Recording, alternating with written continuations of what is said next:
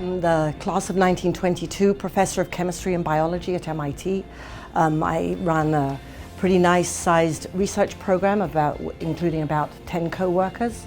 Currently my group is housed in the Department of Biology, and my overall research program and goals at MIT are to apply chemical and physical methods to understand the complexity of biology.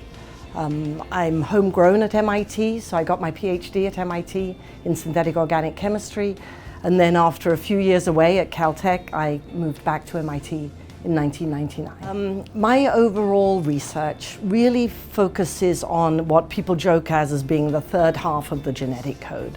So the first half of the genetic code is gene sequence, the second half is protein sequence and folding, but the third half really is modifications of proteins.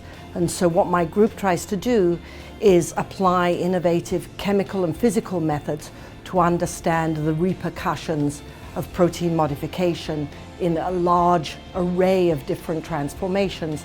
But my group specifically focuses on two processes: glycosylation, which is the attachment of sugars to proteins, and phosphorylation, which is the attachment of phosphates to proteins. And both are fascinating processes in their own right.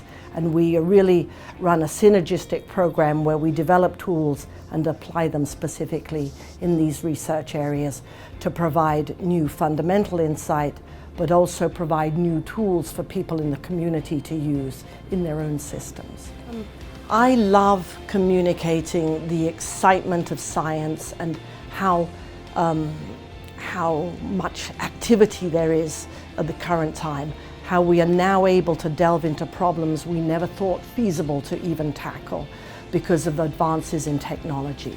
And so during my time at MIT, I've taught both undergraduate organic chemistry, and now I'm teaching, this is my third year of teaching undergraduate general biology, and that's a course all majors everyone at MIT rather has to take.